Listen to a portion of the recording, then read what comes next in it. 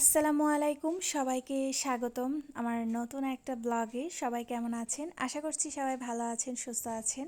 সকাল সকাল উঠে যেটা আমার প্রথম কাজ সেটা হচ্ছে একটু বাহিরের আবহাওয়াটা দেখা।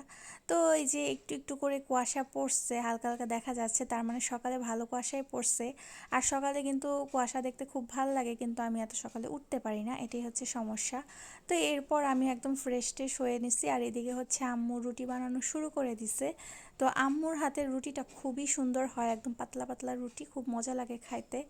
আর আম্মুকে আমি প্রায় সময় বলি যে তুমি রুটিটা বানাও, যেহেতু এত ভালো পারো। তো এরপর হচ্ছে ভাবলাম আম্মু যেহেতু রুটি বানাচ্ছে, এদিকে আমি আমার বাগানটা ক্লিন করে ফেলি আর গাছে একটু পানি স্প্রে করে দেই। কারণ এত পরিমাণ ধুলা, পাতার উপর ধুলা একদম মানে মোটা স্তর হয়ে পড়ে থাকে। তো এদিকে আবার আমার মানি প্ল্যান্ট গাছ, কয়েন প্ল্যান্ট গাছ সবগুলো এত সুন্দর হয়েছে, দেখেন পাতাগুলো কত বড় বড় হয়েছে। আর এই গাছটাও কিন্তু অনেকটা বড় হয়ে গেছে মাশাল্লাহ। তো এই গাছগুলোর যত্ন আমি ডেইলি নিতেছি, কারণ এখন যেহেতু ধুলার সিজনের জন্য অনেক ধুলা গাছের মধ্যে পড়ে গাছ নষ্ট হয়ে যায়। তার এদিকে হচ্ছে কয়েকটা গোলাপের ডাল আমি লাগায় রাখছি, দেখা যাক হয় নাকি। আর আজকে একটা মাত্র অপরাজিতা ফুল ফুটছে। আর এদিকে হচ্ছে দেখি কুমড়া ফুলের পাপড়িটাও চলে আসছে, মনে হয় এটা কালকেই ফুটে যাবে। তো এরপর হচ্ছে আম্মু বলতেছে রুটি হয়ে গেছে, এটা ছেঁকে নিব এখন আমি সবগুলা রুটি। তো রুটির ক্ষেত্রে আমার কাছে না, যে ফুলকো রুটি এবং একটু কড়া ভাজা খাইতে আমার কাছে খুব ভাল লাগে। তো যাই হোক, আমার রুটিগুলো ছেঁকা হয়ে গেছে। এরপর হচ্ছে আমি ডিমটা ভেজে নিব, কারণ ডিম ইদানিং কিছুদিন ধরে আমার একটু গ্যাপ গেছে, তো আবার একটু ডিম খাওয়া শুরু করতেছি। আর ডিম ভাজিটা আমার কাছে বেশি ভালো লাগে হচ্ছে এই রুটির সাথে খাইলে একটু কড়া কড়া করে ভাজি।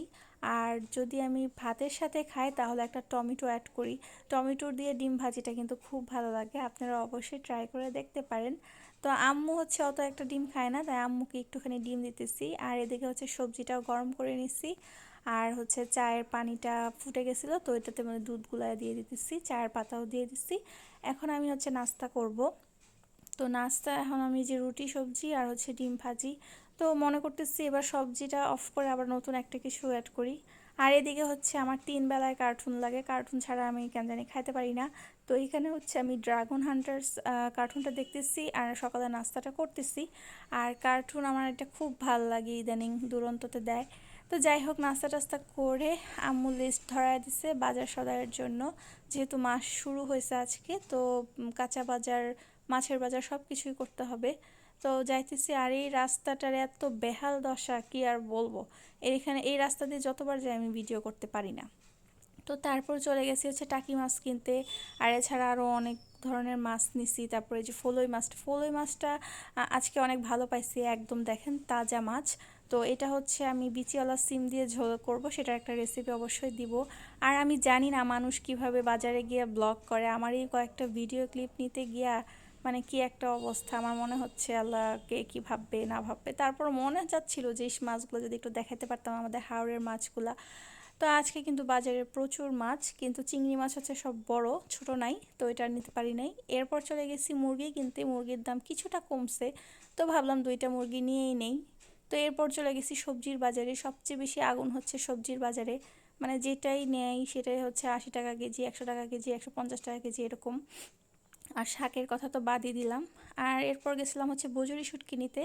আর আম্মু বলছিল হচ্ছে কাঁচা টমেটো নেওয়ার জন্য, তো কাঁচা টমেটোটা পেয়ে গেছি চুক্কাটা, তো ওইটা নিয়ে নিচ্ছি। এরপর বাসায় যাব, দেখেন কি একটা জ্যাম। আমার মনে হয় ঢাকার পর কিশোরগঞ্জকে দ্বিতীয় স্থান দেওয়া উচিত জ্যামের জন্য, কারণ জ্যামের জন্য আমার 10 মিনিটের রাস্তা 20 মিনিট লেগে যায়। তো এরপর বাসায় এসে আম্মুর সাথে সাথে সব সবজি, তারপর হচ্ছে মাছ মাংস সব কিছু ঠিকঠাক করছি, করে প্রায় বেজে গেছে একটা, এখন রান্না বসায় দিছি। আজকে করব হচ্ছে, যেহেতু পুঁটি মাছটা কিনছি, তো আম্মুকে বলছে আজকে একটু পুঁটি মাছটা ভাজি করে ফেলি। আর টাকি মাছ দিয়ে সিম আর পেঁয়াজের কলি দিয়ে হচ্ছে একটা ঝোল ঝোল করি, মাখা মাখা। তো এই পুঁটি মাছটা ভাজি করে ফেলছি, আর এদিকে হচ্ছে তরকারিটা আমার হয়ে গেছে। তো এরপর ভীষণ টায়ার্ড লাগতেছিল। আর আজকে হচ্ছে আমাদের একটা গেস্ট আসার কথা, তো উনি একটা কাজের জন্য আসতেছে, তো ওনার আস্তে আস্তে প্রায় 1টা বেজে গেছিলো। তো এদিকে হচ্ছে আমার তরকারিটাও হয়ে গেছে। এরপর হচ্ছে গেস্ট চলে আসছে, আর কোনো ভিডিও করি নাই। তারপর দেখলাম আমার বাগানে সুন্দর একটা ব্যাঙ আসছে, তো ভাবলাম এটা দিয়ে আজকের ভিডিওটা শেষ করি। তো আমার ব্লগটা এই পর্যন্তই, সবাই ভালো থাকবেন, সুস্থ থাকবেন, আর আমার চ্যানেলটা অবশ্যই সাবস্ক্রাইব করবেন, পেজটা ফলো করবেন। আল্লাহ হাফেজ।